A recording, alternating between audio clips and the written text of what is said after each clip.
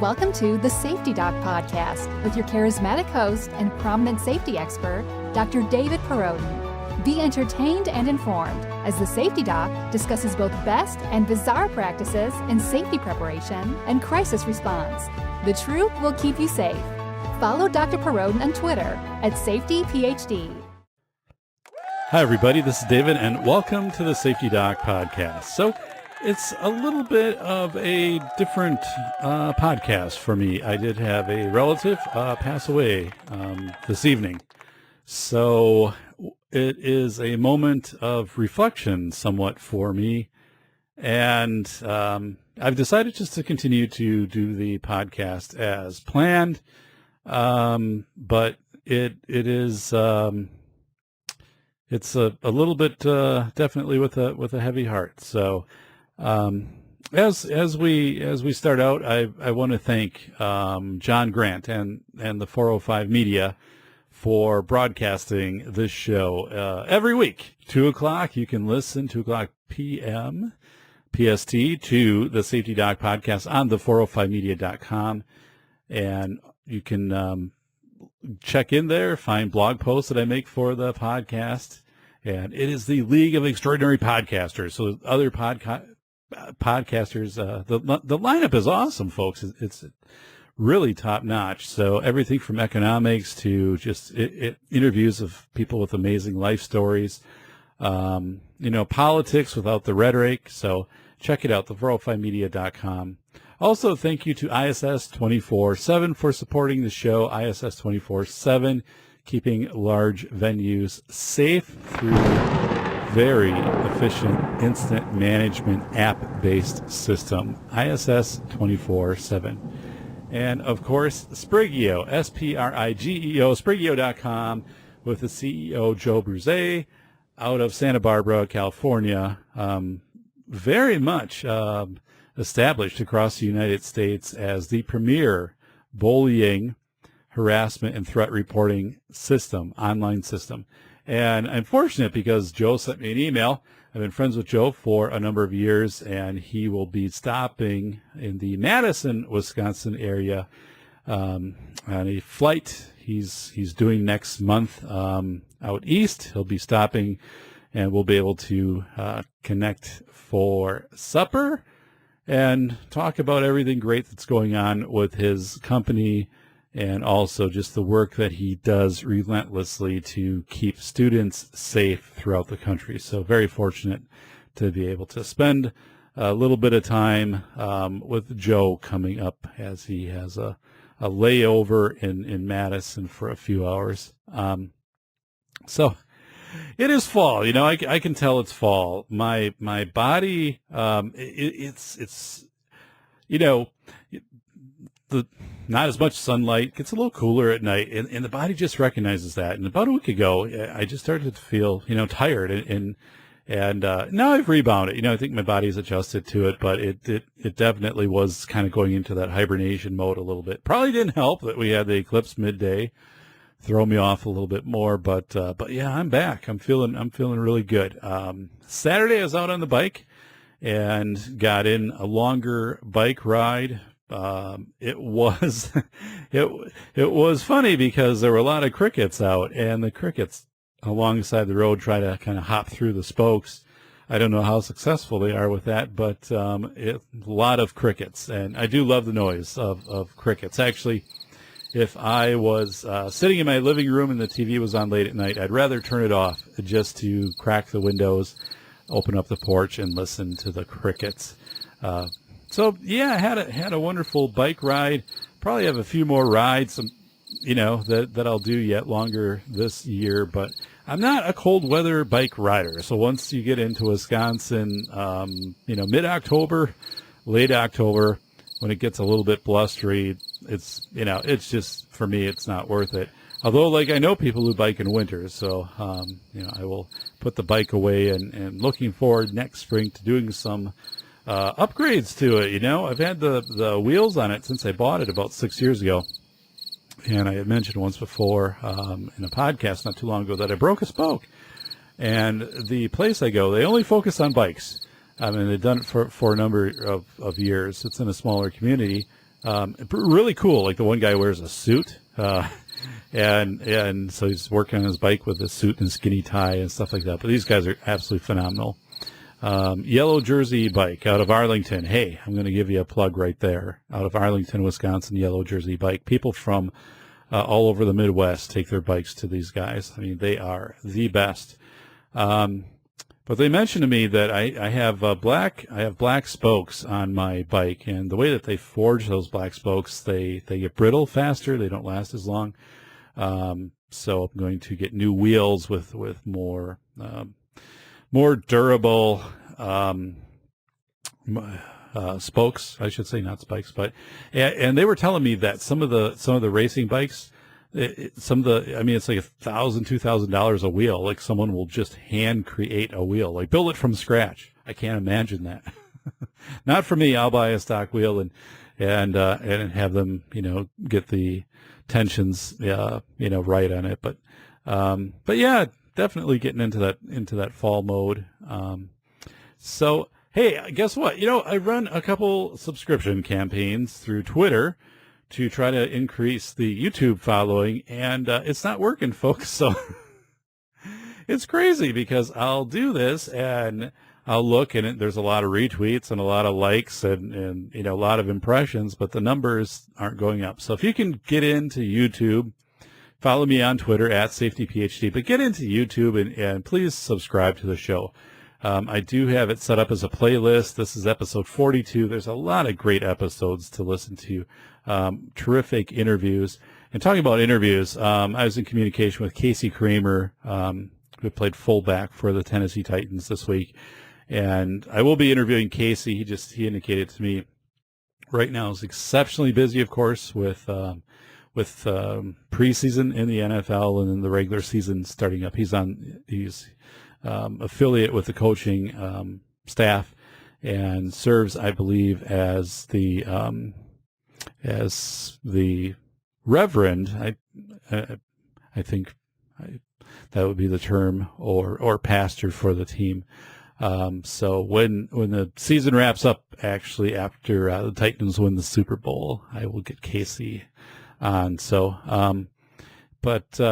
you know what? SoundCloud hosts the Safety Doc podcast, and I like SoundCloud. The only problem is SoundCloud laid off like 40% of its staff, and as indicated, it has enough money to make it through the fourth quarter of 2017, and nothing's looking really good for SoundCloud right now. So I am going to be making the shift to Podbean, recommended to me by a number of podcasters and some very close podcasting friends who've been on Podbean. Really love it. And I need to make sure that I'm off of SoundCloud before that totally gets shut down and I lose all of the content I put on it. Although everything I have is saved, it's just going to be much easier to do the migration over to Podbean. I'm really impressed with Podbean. I had sent an email to Podbean about switching over, and within about 10 minutes had a response from a person, and with also a tutorial on how to do that migration from SoundCloud. And then, about 2 days later, a follow-up from that person, just saying, hey, it had sent you this information. Any other questions that you might have, just let us know. So I'm really impressed. I'm impressed with the websites that Podbean uses or provides to their users to host their sites. So I am going to be making that migration. I'll make a formal announcement, but it's probably going to happen here in the next, maybe 2-3 weeks that I'll be migrating the show from SoundCloud to Podbean, and then making all of the links go over to Podbean. The nice thing is Podbean will import all of the SoundCloud shows, so everything will just be over there. But for now, the show's still on SoundCloud. Had something really interesting happen today. So at work in the morning, we had the fire alarm sounded, and everybody went outside. I am in charge of my wing of the campus, where I work, which is pretty substantial. It's a quarter mile long building. And, everybody got out, had my two-way radio, but I wasn't aware that there was going to be a drill today. So, threw me off just a little bit because usually, of course, I'm aware of that.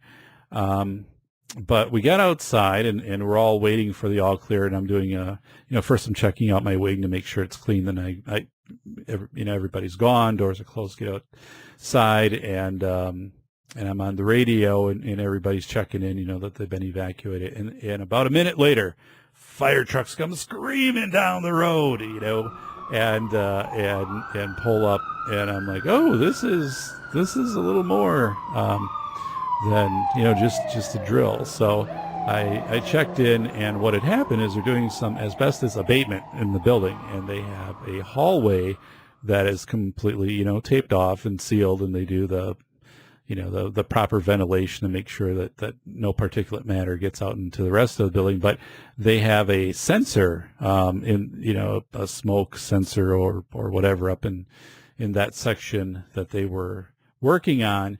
And they have a cover that they put over it when they do the work to prevent the sensor from being triggered. And somehow that cover got loose. And when they were doing the work, they didn't notice that it had come loose. So the fire department, came in the building, and they can identify right away, which alarm set it off and things like that. But a little bit of extra excitement whenever you see, the fire trucks roar up in front of the place where you work. So, but really kudos to our staff for doing everything that they needed to do. And it was yesterday that we did an in-service that actually I gave on facility safety, and we had covered this kind of very scenario of when you have drills, for example, you have fidelity with the drills. So if it's a fire drill, you get out to where you're supposed to be. If it's a tornado drill, active shooter, whatever, you just don't ignore those things, which some institutions do. And so I was really happy with how everybody responded to that today. So we are talking today. This is a bit of an awkward show for me, because we're going to be talking about the Onion router, or Tor. Okay, the Onion router. So just to give you a quick overview of what this is, the Onion router you can download off the internet for free. You can go into CNET. You can just type in the Onion router. It'll come up. And it's a search engine, okay? It's a search engine. Yahoo's a search engine. Google is a search engine. Alta Vista, I don't know if that's still around. That used to be like my go-to search engine back 20 years ago. But Tor. And Tor is really the dark side of the internet. It's what doesn't show up. First of all, it takes you to sites that aren't coming up in Google searches. And we'll talk more about some of the things that show up in Tor. And it's something that I kind of dismissed, in earlier podcasts where I was saying the whole, dark web, and the fact that, only 5% of what's out on the web shows up in typical, Google searches or Yahoo searches or things like that. That the primary search engines just don't bring up these things. And I really didn't believe this existed. And I also didn't believe it existed to the depth that it does. So I had to go undercover a little bit and go into the Tor, or the dark side of the internet. And folks, I'm telling you, it's real. And I'm very, how should I say it? This is something I didn't know about, and I'm a safety expert. I have a PhD where I've studied safety across fields from the University of Wisconsin-Madison, and I've presented to thousands of people, and I am just talking right now about this, the Onion router, or Tor. And the question immediately that came into my mind is, how many kids or, young adults, family members who might have addictions, drug addictions, how many are accessing Tor to get to those vices, or else get to areas which are not in their best interest? And I don't know the answer to that, because it's not part of what is traditionally surveyed at all. we survey kids about, or students about bullying and harassment and things like this, but we never ask questions in this, like, have you download it and use the Onion router or something similar to access the internet? If so, like, what kinds of sites have you gone to? We don't educate parents. I've never been in an assembly or, an all-school presentation given by police, given by other professionals, where they talk about, look at your kid's phone, have a standing, policy with them of, you need to be able to see what they're using for social media and things like that, which I agree with. And I've never heard anybody say, though, look for the Tor browser, if they have the Tor browser. And I'm going to talk about again, the Tor browser. But the scary thing with the Tor browser is the Tor browser is like a door. It's like in Monsters, Inc., okay, with Sully and Mike, which is my favorite movie, okay? But it's like a door. You open the door and you go in. But once you go in, like, you never have any real record of what's on that other side. So, like, you can't go into a history and find, like, you visited this site and this site and this site and this site and this site and whatever. You just know that the browser's there. But if the browser's there, it's probably being used to access, sites which, especially if it's youth, sites which might be drug-related, could have sex trafficking, other things that could be very nefarious, are available through using the Tor system. So I want to make you aware of that, because if you're a parent, or again, if you have a loved one, I have a friend right now that has a young adult child, but who's a young adult who is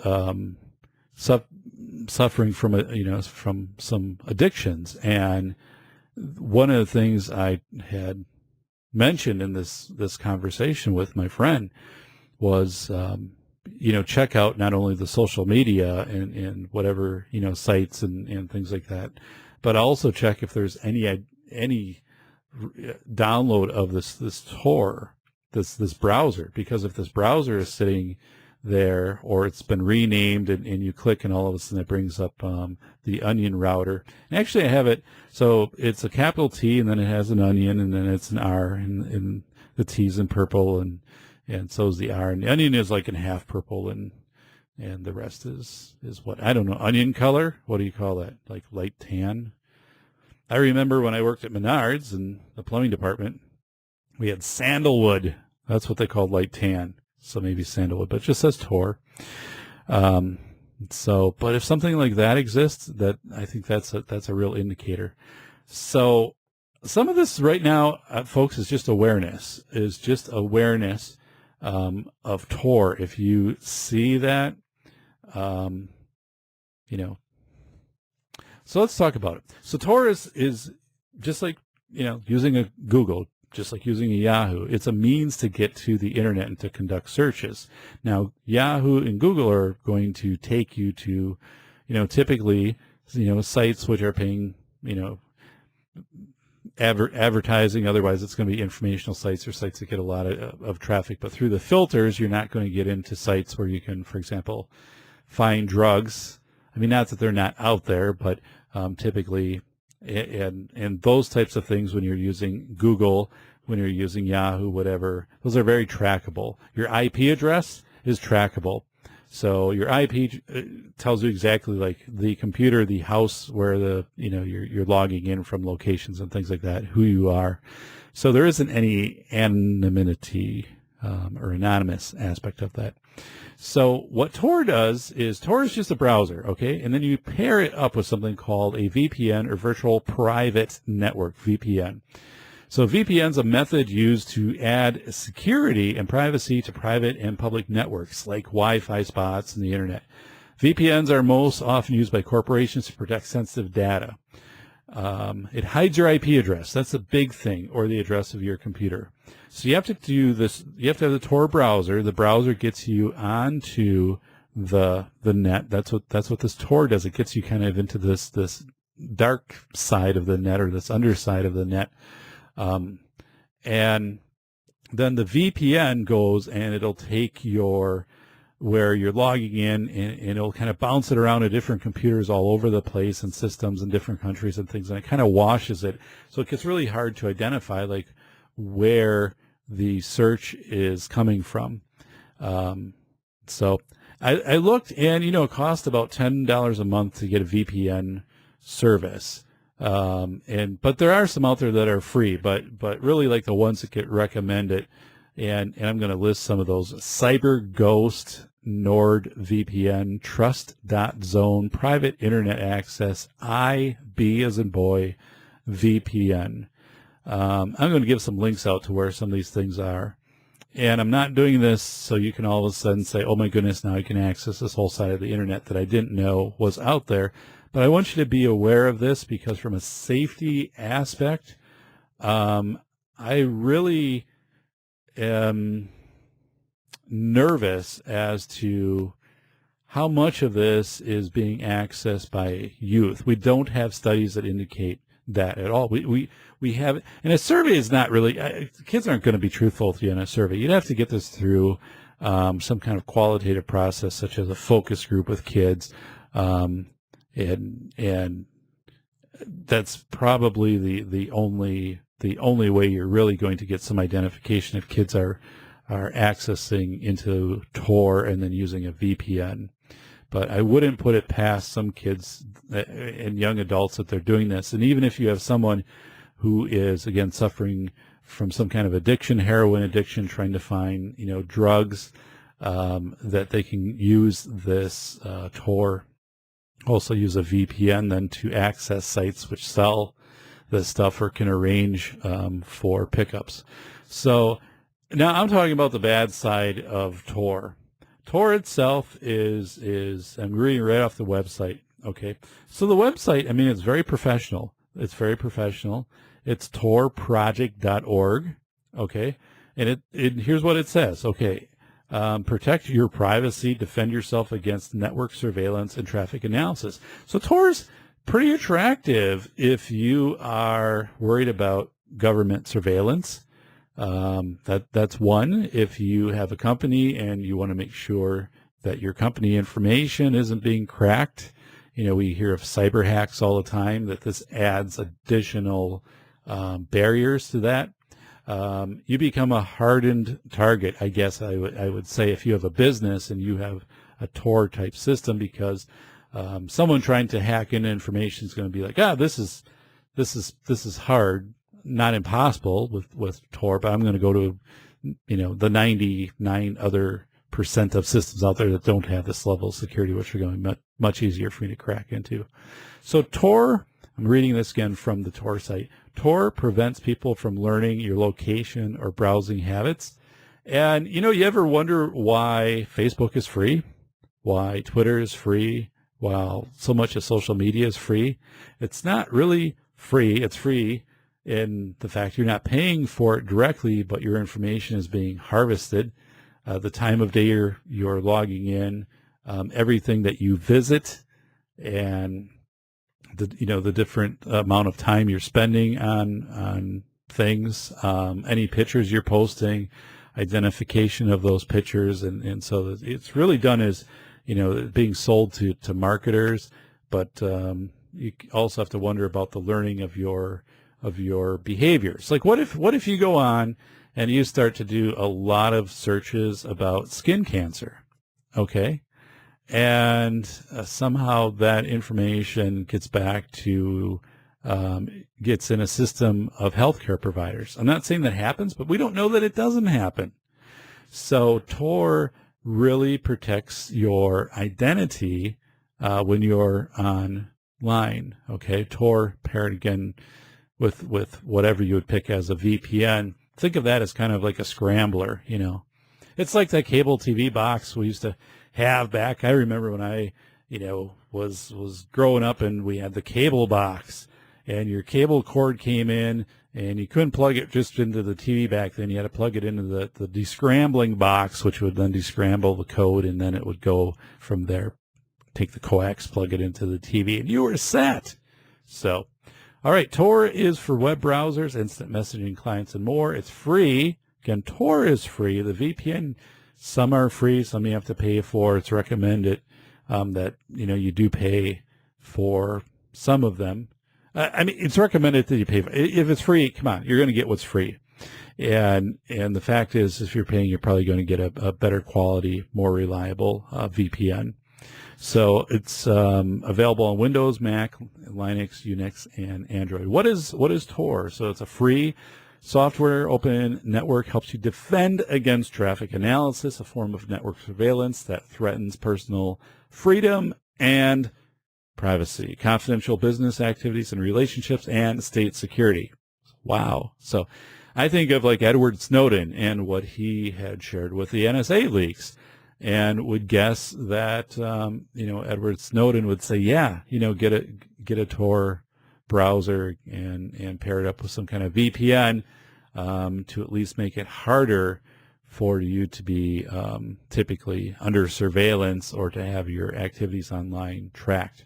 You might say, like, I have nothing to hide, but the other part is we don't know also, and I had talked about this in a podcast very early on, but we don't really know what's collected, behind the scenes, what kind of information is collected, and understanding our patterns and who that's sold to. Is it just sold to, marketing? So eventually when you walk down, in a mall, as you walk past like a kiosk with a screen, it'll automatically pop up some shoes because I've been looking at New Balance shoes online, and it knows that because it identifies me through facial recognition when I come in the store, and it identifies, it knows where I live then, and it knows my IP address. And I mean, all these things are they're not only possible, like they happen today. Okay.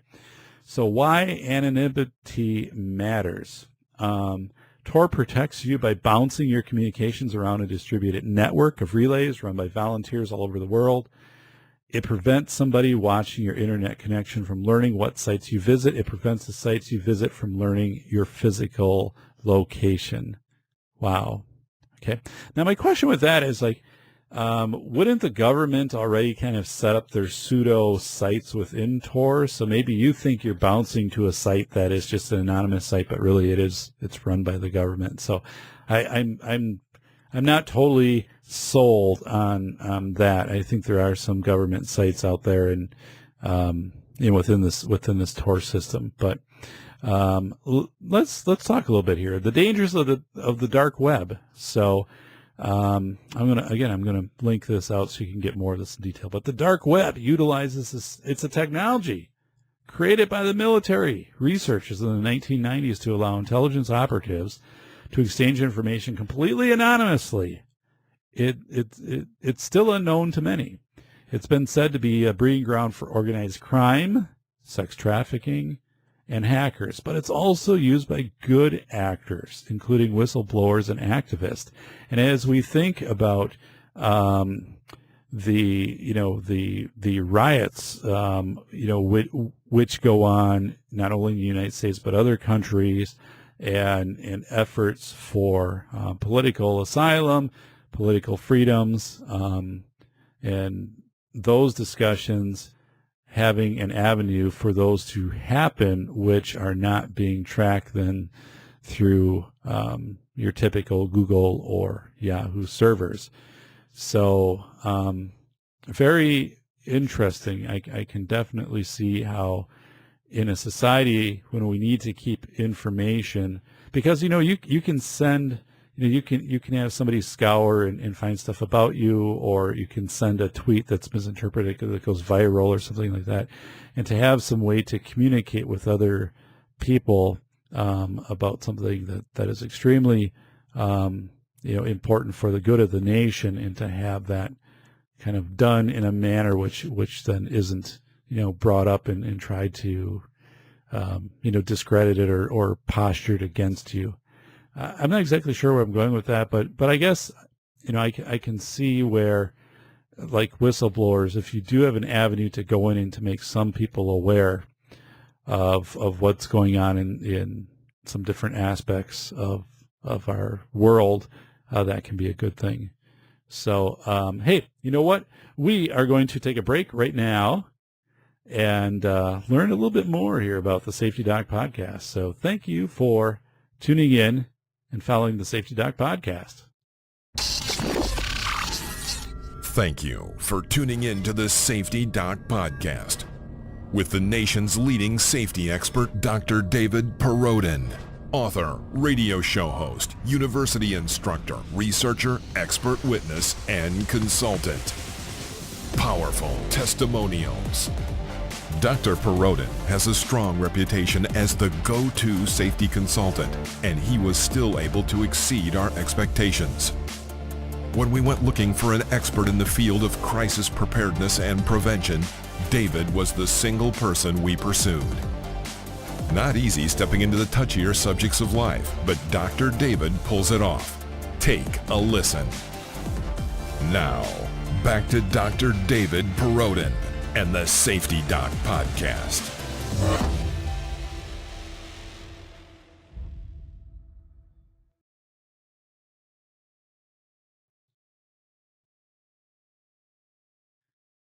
All right, welcome back. Guess what? The Tor project. You know what? During the break, you went and you downloaded it. I know you did, okay? All right. It's actually, the Tor browser is a version of Mozilla Firefox, okay? It's been modified for the Tor project, and you open the browser, it automatically connects to the Tor network. It encrypts, it bounces your connection around, so it's harder for people to spy on you. It's the dark web. So I'm going to pause right here. So I checked this out. Okay, I didn't check it out on my computer. I checked it out on someone else who regularly uses this because they're in the IT industry, and they said, yeah, absolutely. Like I completely use Tor to navigate the internet because I don't want my stuff tracked. And their position to me was, Dave, this doesn't protect you from surveillance necessarily if someone, NSA or whatever, is trying to, locate you, but it decreases your likelihood of being a target for tracking and, fraud and marketing and, all those cookies type things that we see out there of the sites that you go to and you have no idea, like they've been tracking every single thing that you look at. Perhaps the best known anonymous browser, Tor. It's a platform that supports 60,000 services like websites and chat services. It's legal to use Tor, okay? You can legally use it. You can download it right from the Tor website, torproject.org, off of CNET. CNET did a review on it. Kind of, the thing with CNET is they said they liked it for the aspects of what it was supposed to do, kind of keep you from being recognized on the internet. But they said it's also pretty slow, even if you have a fast machine and fast connections, because it washes you through so many different computers and all over not only the country but the world to provide this anonymity aspect that it slows down. So it's not the speedy process. So anyway, it does contain illegal content. So you can hire an assassin on Tor. You can buy drugs on Tor. It has sites for inventory sites, and you can quickly bring these up. And it's pretty scary because what my friend was saying, yeah, if we clicked on this site right here, like this would instantly become illegal. Like if we clicked on this site and started to do some inquiry here, like we've crossed into the boundary of now illegal activity. And if this was detected, I mean, we definitely would be in trouble for this, which we didn't do. But again, I was just amazed at how much of this is out there. So I'm going to talk about what you need to know about Tor. 5 points, okay, about Tor. 1 is it protects the identity of the user through hopping across devices worldwide. 5 things about Tor, that's number 1. Number 2, to find a site on Tor, you need to know the address of the onion service. So, it is .onion is where it's going to be located. Anything with a .onion, that is a something is on the dark web, you can access it through Tor. It's not going to show up in your other browsers. So again, it is the Onion service. The Onion service is going to be .onion is what you're going to see in that web search. And you have to know that address. You can go in and kind of get this inventory, but a lot of that is not that easy to find. I don't know where these things are published either. Like, what that other underground is, where you go in and you start to learn about all of the sites that you can go in, for example, to purchase drugs, which I don't do, okay? But I'm saying, like, there are sites that just you can access it, then have the multiple clearinghouse sites that you can go in that list these things through .onion. Number 3 here on our 5 things you need to know about Tor. Less than half the activity on the dark web is illegal, okay? So there are legitimate reasons, people use Tor. Let's talk about journalism. So if you're a journalist, you need to communicate with whistleblowers safely, kind of like an NSA type of thing, or it could be something going on with your corporation. It could be for political reasons, and you need to communicate under the radar. You can do it through Tor. Non-government workers abroad use Tor to connect to their home website, so they're not tracked. U.S. Navy intelligence, they use Tor for gathering intelligence for missions. And sometimes, people just go on to Tor for anonymous forums. So if they're survivors, if they've been victims, they go there to seek support on forums where they have a high sense of security, knowing that their information isn't going to be located. So that someone's not going to be able to track down an IP address and track them down. So if they've gone through, some horrific, survivor type event, it's an avenue where they can get in, and they can get into some very very raw chat forums, which could be therapeutic for them. So now again, this is, I would say, I wouldn't suggest anybody goes to Tor in order to do these types of things. I mean, because you never know who's on the other side. It's one thing if you're, working through a therapist or something like that. But if you're trying to get counseling and things like that by getting into these chat forums through Tor, and you're like, well, this way someone's not going to know my IP address and try to find me or stalk me, or this information could somehow, surface because it's been saved, and it could come back to, hurt my reputation or whatever. This isn't to replicate professional therapy. So I don't think that's a great legitimate reason to use Tor. And I wonder right now, we have so many marches and riots that turn violent in these kind of flash mobs. And a number of these things happen through, very overt social media and through, texting and Facebook posts and whatever, some of that stuff. But I wonder how much of this stuff is really happening behind the scenes, under the cover of the dark web. I don't know. So number 4, okay. The dark web was originally meant to safeguard government communications. This is something this is how it started. Onion routing was originally developed in order to protect intelligence communications online. The United States Naval Research Laboratory created Tor in the mid-1990s. The project was transferred to the Defense Advanced Research Projects Agency, DARPA, in 1997, underwent its first round of software testing in September of 2002. And then it was publicly launched, in 2002. So it's been around since 2002 that we've been able to access it for free in the public. Anybody can volunteer to be a part of a Tor, part of the network.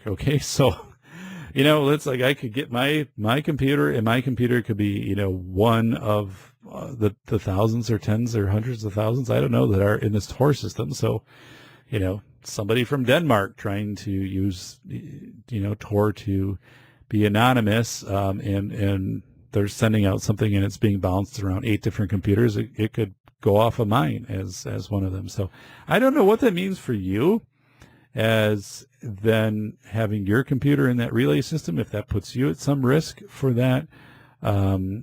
So I don't know. Now, the goal with Tor is to get more people to use Tor and to make their computers available for Tor, because then it's going to speed up the network. I remember a couple of years ago, actually it was more than a few years ago, I'm just grabbing for a book here, and I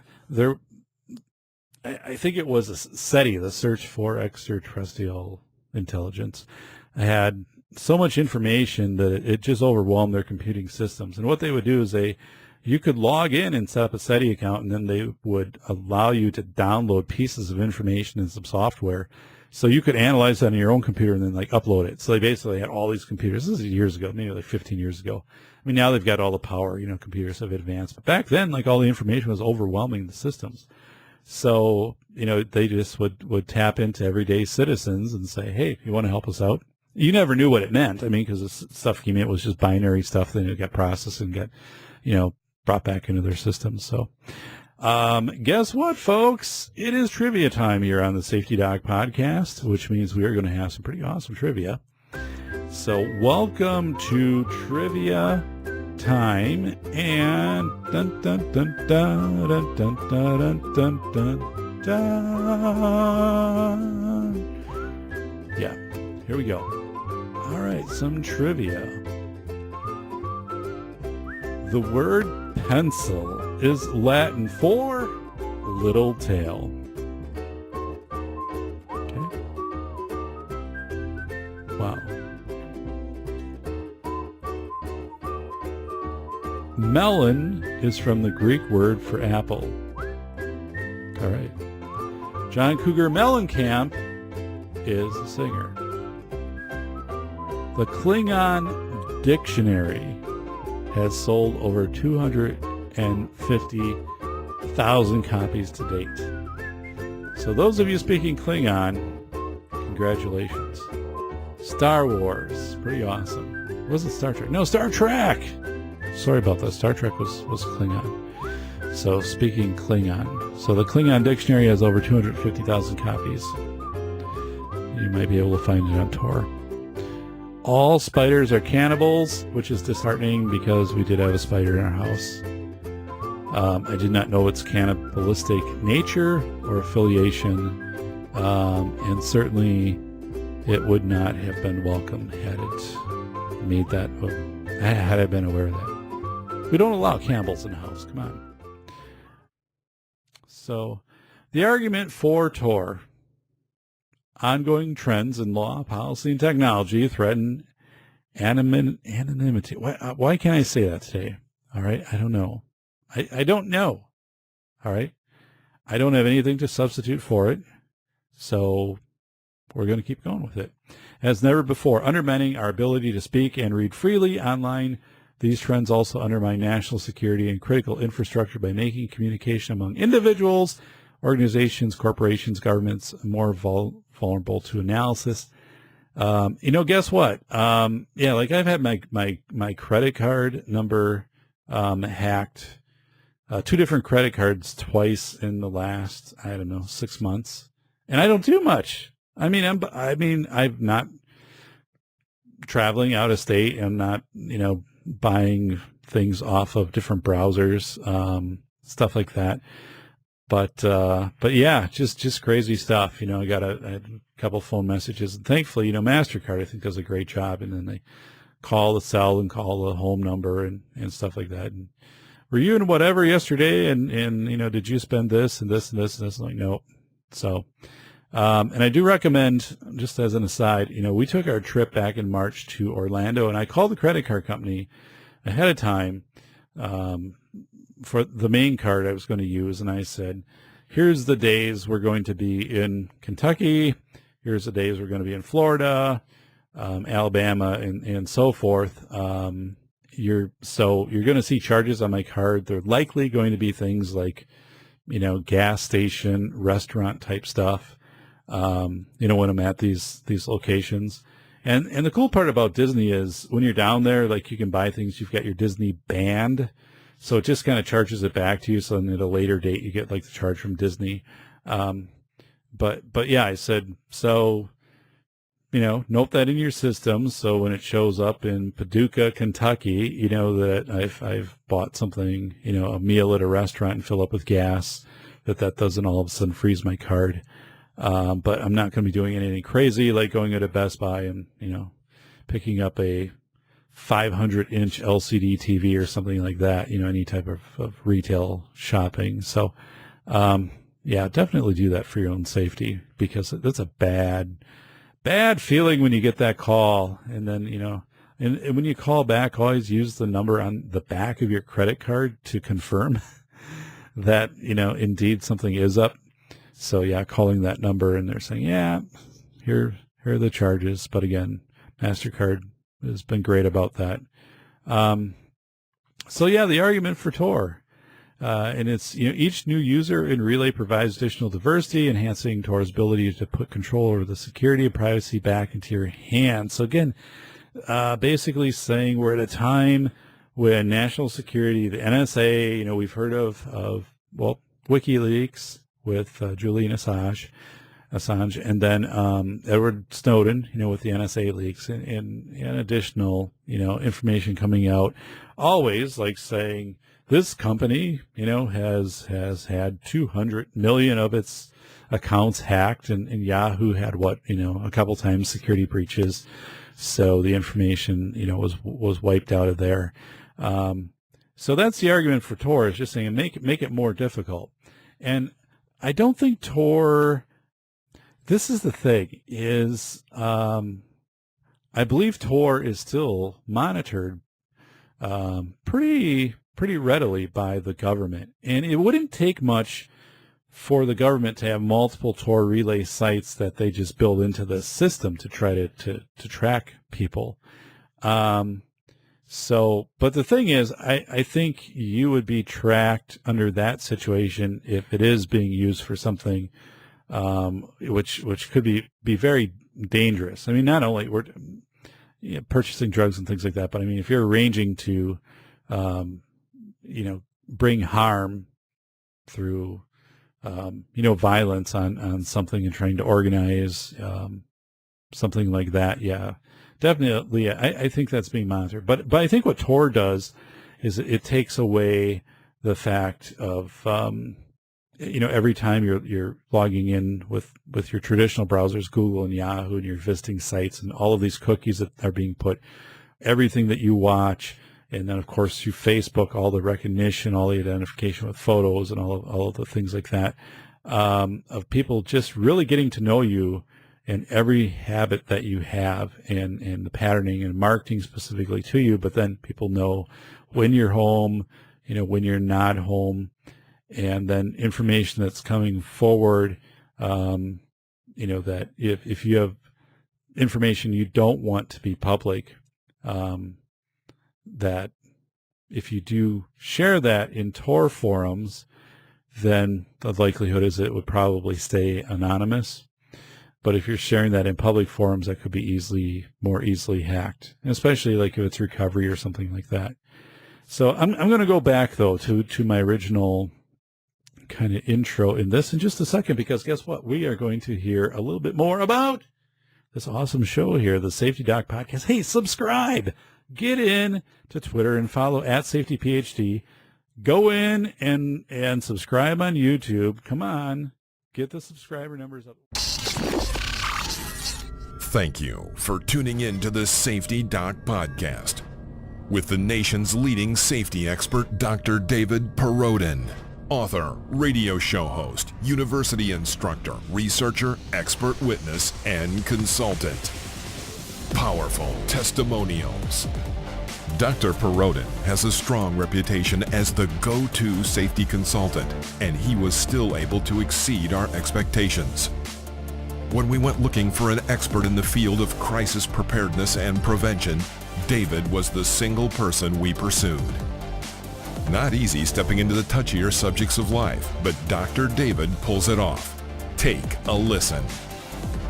Now, back to Dr. David Perrodin and the Safety Doc Podcast.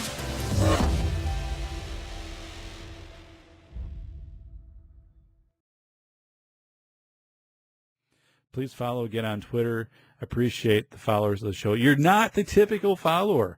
You're intellectual. You want to know about this stuff. You want to know about your personal safety. And right here with the Tor, if you're like me, and maybe you know about this, you're like, Dave, this is like old news. I mean, like, you still have a flip phone? What are you using? No. Okay. I honestly did not know the depth of Tor, and I think it's super important for parents. We have 55 million kids going to school here in about a week. They're going to start back at school, 55 million kids. And, we talk about bullying and harassment, but we also have a number of kids with addictions and kids, with various degrees of mental health concerns who might be accessing chat forums through Tor, which you're not going to know about. Again, if you're a parent, you go and you might find a Tor browser. You might find the Tor browser, but you're not going to find a history. You're not going to find a trackable history. Not that you should be spying on your kids and things like this, but I'm saying from a safety perspective, if Tor is on, again, your kid's browser, or if you have a relative or a spouse or whatever, and there's some very serious, addiction, someone could say, and as a family, you could say, we are using Tor and we're using it to access, whatever, because we want to protect, our identity as best as possible. That's one thing, but I'm saying if you recognize Tor, the onion router, that needs further questioning. I'm changing my presentations that I give. I just gave a keynote presentation a few days ago, and I mentioned the Tor router for the first time ever, something that you need to, pay attention to. Again, if it's there, it's like, why is it there? Like, why is this Tor browser there?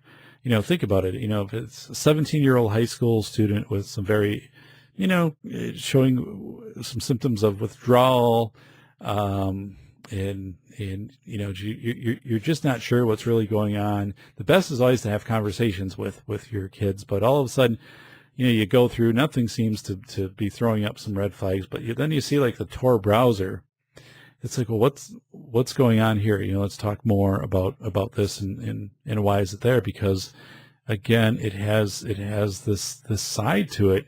And folks, I don't know. I don't feel ashamed, that I came out in an earlier podcast and I said, the Tor browser, this is all hype. But the dark web, like things are showing, if things are out there, they're going to show up in a Google search or the dark web is pretty minimal and stuff like that. I'm like, it's not, like, it's pretty substantial. As I got to go in and witness this and kind of got this tour, it's like the tour guide who's taking you through, but saying like, okay, like, stay in a straight line. Don't lean over the railing. Don't touch any buttons. Don't do anything like that. Like, we're just going to show you what's here. Okay. Tell you, we'll answer some questions about like, hey, what is this? What does this button do? Like, no, you don't touch that. Okay. Which is much different than the tour I took of Hoover Dam back in 2001 before September 11th. We were on our honeymoon, June of 2001, took the Hoover Dam tour. And I was astounded. I mean, it was like one tour guide, and usually thinking something like you're gonna have someone at the front, someone in the back, and two-way communications, and like, yeah, like everybody's. It was one person. It was a great tour, but basically, like, you're walking past like all the controls, and there weren't a lot of people actually there inside the dam, and you could have easily like pulled levers, done things. I remember that kind of at Alcatraz too. Now you wouldn't have the same effect, but we went to Alcatraz. I mean, this was years ago, and I'm like, wow. I mean, this is pretty interesting because not a lot of security from trying to throw some switches or anyone that wanted to take a knob or something off of a control board or something like that as a souvenir. It's just really weird. So, I'm going to close. I think we've talked about the Tor browser. It was really an eye-opener for me. I felt going through it, I felt uneasy. I mean, because it's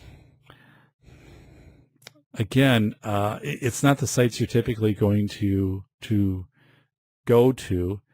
And I mean, you can flat out I mean, they don't deny it. I mean, you can hire an assassin on Tor. I don't know how that fully works. But I'm sure, through that you could hire someone to bring harm to somebody else. You could, hire someone to do, secret surveillance. I mean, these are all things we kind of like we're brushing along the outside of.